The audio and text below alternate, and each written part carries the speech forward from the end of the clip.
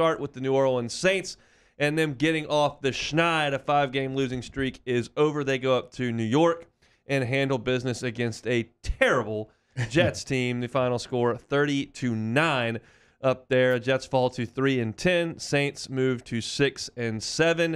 I don't know if it was the most aesthetically pleasing game to watch. Had a couple of BYU quarterbacks in Zach Wilson and Taysom Hill. Alvin Kamara returned. The Saints rode him heavily. And they got a win over a team that stinks. Yeah, when you're on a 5-game skid, what a team to get in the New York Jets. Is not very good. You got a rookie quarterback who played like a rookie quarterback Sunday. That's exactly what the Saints needed. And my boy Quan Alexander in the backfield making plays on that rookie quarterback. And I said it before the game. If the Saints want to get back going in the right direction, you got to do a heavy dose of Alvin Kamara, and that's exactly what you saw. Over 31 touches in that game. That's what you need. And Taysom wasn't afraid to use his legs. I also said that you don't want Taysom dropping back trying to be Tom Brady reincarnated. You want him using his athletic abilities on the edge. I think Peyton did a phenomenal job getting him some play action stuff on the edge. Obviously, the quarterback run game was amazing as well. So I think for the Saints, that's definitely going to give them some confidence. They're not mathematically out of it just yet. So they got to get this thing rolling in the right direction. So, I mean, you had 65 offensive snaps, and Kamara touched it on 31.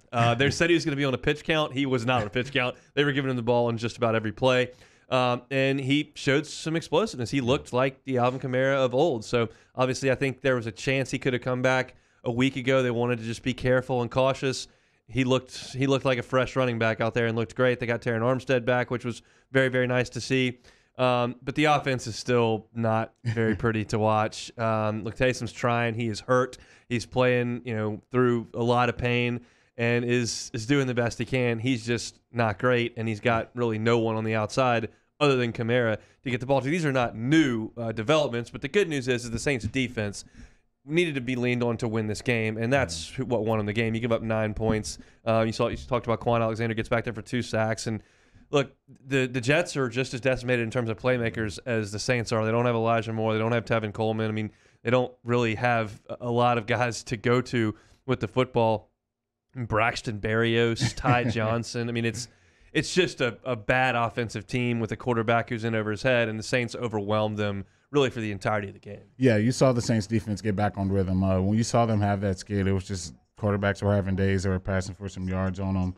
And that's just definitely not what you want to see, especially with the Saints defense. And getting that rookie quarterback, I think they did a phenomenal job on Wilson. He just couldn't get anything going. A 19.9 QBR on a scale to 100 isn't very good. So you don't want your quarterback having that low of a QBR, and that's exactly what the Saints defense did. I mean, for him to only complete 19 of 42, it's just at this day and age where at high percentage, you don't even bat an eye. People just throw for high percentages. For him to be that bad, it's. I heard Mike Greenberg a little bit earlier on Greeny talking about where the rookie quarterbacks are, and really outside of Mac Jones, they're all in pretty rough spots. I mean, Trey Lance isn't playing anymore. They just go with Garoppolo. Fields has got a lame duck, essentially, coach who's going to get fired. He's been hurt in and out of the lineup. Trevor Lawrence is in an absolute grease fire down there in Jacksonville. We'll talk about them a little bit later. But, Zach Wilson, second pick in the draft, this is a really tough spot for his early. I mean, he's got no weapons, a poor offensive line, and you wonder if, the guy that I was watching yesterday, you wonder if they're not doing some serious harm having him out there because things are so ugly. Yeah, it's just not what you want to do for a rookie quarterback. I think you can stunt some of their growth, especially if they take the amount of punishment that Zach's going to take, especially with that offensive line and not having weapons on the outside, not having a run game you can depend on, and you're down and you're having to play comeback every week, week in and week out. You just don't want to get that kid banged up, man. And I think for the Jets, it's a big rebuild. It's going to be a lot of stuff they have to move around. And it's just a bad situation. It's really not much you can learn when you put your quarterback in those situations where, week in and week out, they don't really know if they're going to get protected. They don't know who their weapons are going to be on the outside due to injury. I don't know. I think at this point you may have to shelf them and just start rebuilding for next year. You mentioned Quan a little bit earlier. He did have the 2 sacks, 1 TFL, had another hit on the quarterback. It's just really nice to see him healthy. When he's healthy, he's a really, really good linebacker. You pair him with Demario Davis, and that's one of the better units in the entire league. Yeah. They just play fast and they play with so much aggression. Downhill linebackers running sideline to sideline. I think for me that I see when I cut the TV on, they're both great blitzers. They both can, blitz off the edge, blitz up the middle, get pressure on the quarterbacks. Very tough guys for running backs to block and pass protection. So those are definitely two guys the Saints are going to depend heavily on down this stretch if they want to make this playoff wildcard run. Barely recognize Sean P. with no hat, no visor on, just going with the straight headset. But let's see. I mean, this win, obviously, for the Saints. We talked about this on Friday. I said, look, if you're a Saints fan, get fired up on Sunday. Get ready, pull for your team. Hopefully they go out there and beat the Jets. If they don't, that's okay. You're moving up the draft board. If they do, you enjoy it and you get a win. Now you look at it, they win the game. Tampa continues to roll, so you don't make up any ground on them. But you're sitting there at 6-7. You've got 4 games left. Obviously, the Bucs coming up. That's going to be a very tough one. But then you've got winnable games moving forward. And now I don't know that they're easy or games that I would expect the Saints to win all of them because of where the Saints are offensively right now. But you got the Dolphins, you got the Panthers, and you're at the Falcons. Any reason for some playoff optimism for the black and gold?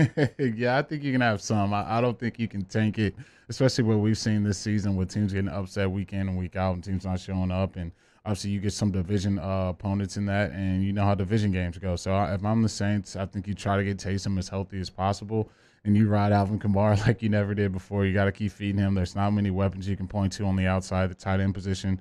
Just not what you would want to have. So I think you're going to see a heavy dose of Alvin Kamara down this stretch. Well, there's no doubt about that. It's just you went from a time where you had a couple of weeks there where you didn't have anything to hang your hat on an offense. You didn't have your offensive line. Mm-hmm. You didn't have your backs. You didn't have your wide receivers. I mean, there was just nothing there. Now, with Armstead back in the lineup, and he's one of the best tackles in all of football, and Kamara back there, at least there's something you can go to and feel like you've got a reasonable expectation of success. Now, NFL coaches aren't stupid. Like everyone's going to know, okay, they got to go with 41, and that's just about it. And there's a side of me that says, well, you can take one guy away, but he's pretty good. Yeah, no, it's not as easy as you think, especially when you mix in the play action. I think that's what Sean Payton was doing. You handed to Kamara. Next thing you know, Taysom's on the edge, and he's athletic enough. You got to respect him running with the ball, and then there's going to be weapons on the low level and then the high level that he can pick from, and those are easy reads for a guy like Taysom, where you don't have to sit in a pocket and survey a defense. You can get on the edge and just make the easy pass. So I think you're going to continue to see that. It's kind of an elementary offense, but I think that's what kind of Sean Payton's cards he's been dealt. So that's what you got to go out there and do. Look, I've made my feelings on Taysom Hill pretty evident. I don't think he's very good at quarterback. I think he's fine in your red zone packages on your short yardage stuff, and to have him on the roster is fine. I think they're overpaying him next year, in my opinion. But I think he was pretty functional yesterday. That's his best word. I wouldn't say he played great or he was excellent or he was elite. I think he was functional yesterday with what they were trying to do. They knew that the Jets weren't going to go out there and score 35 points on him. So, they were comfortable running the football, throwing some things around the line of scrimmage. He completed 15 of his 21 throws. What was funny to me is watching him slide, because you just think of as this bull in a china shop out there to run the ball, but now he's got to be your quarterback and he's hurt. I mean, so to watch him slide a little bit seems so out of character for him. But what did you make of his play yesterday? I thought he was fine. Yeah, I think that's exactly what you don't want. You want to keep Taysom out of harm's way, and I mean, but you don't want him doing 10-yard dropbacks and sitting in the pocket trying to make reads, going from his second to third progression. You don't want to see him do that. I think you want to see him using the short yardage run game. You want to see him using the red zone. You want to see some read option maybe with Kamara, and then get him some play action on the edge. And I think the less you kind of get him dropping back in the pocket, I think the better off your offense can be. You can throw some screen passes to Kamara. You can get the ball to the guy on the outside with some screen plays. I think those are the kind of things you got to do. It's easy for a defense to game plan for, but if you got a running back that's cooking, it's very tough to stop. I got some highlights going right now on the computer as I pulled up the box score, and you just see Kamara just making NFL defenders look really bad. I mean, that cut he makes on the first touchdown run where he just leaves a linebacker's laundry on the deck was just he's an awesome guy to watch.